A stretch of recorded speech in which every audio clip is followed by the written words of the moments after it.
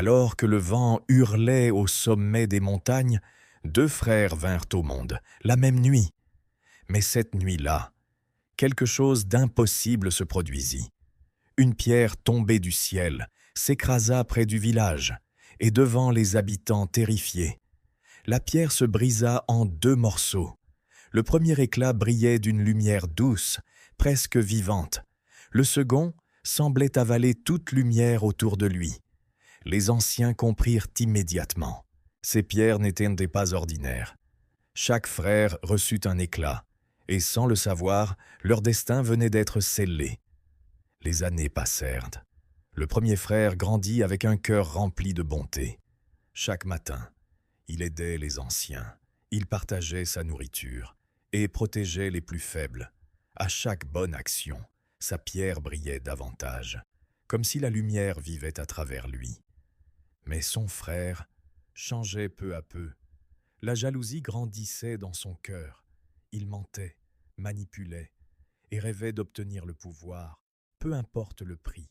Plus son âme s'assombrissait, plus sa pierre devenait noire, comme une ombre vivante. Puis un jour, le malheur frappa la vallée. La rivière disparut, les champs moururent et la faim envahit le village. Les habitants commencèrent à perdre espoir. Cette nuit-là, la montagne se mit à trembler, et dans une immense lumière, l'esprit des montagnes apparut, une créature gigantesque, faite de pierre, de vent et de lumière. Sa voix résonna dans toute la vallée. Seul celui dont le cœur porte la vérité pourra ramener l'eau.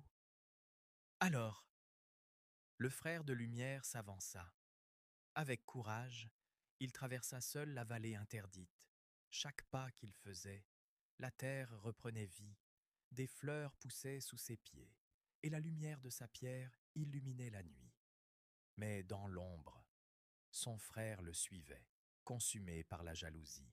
Son âme refusait d'accepter la lumière. Après des heures de marche, le frère de lumière atteignit enfin la source sacrée, une eau pure, brillante comme les étoiles. Il posa doucement sa pierre dans l'eau, et soudain, la montagne entière se mit à briller. Dans toute la vallée, l'eau recommença à couler. La pluie tomba enfin du ciel. Les habitants pleuraient de joie. Le village était sauvé. Mais l'autre frère, aveuglé par l'obscurité, refusa la vérité. Sa pierre absorba peu à peu toute lumière autour de lui, et les ombres commencèrent à l'engloutir. Il tenta de fuir, mais il était déjà trop tard. Le mal qu'il avait nourri toute sa vie était devenu sa prison. Depuis ce jour, les anciens racontent cette histoire autour du feu pour rappeler aux enfants que le bien et le mal ne naissent pas dans la magie, mais dans les choix que nous faisons chaque jour. Car la lumière peut illuminer une vallée entière, mais l'ombre peut détruire celui qui la porte. Et toi, quel chemin aurais-tu choisi ?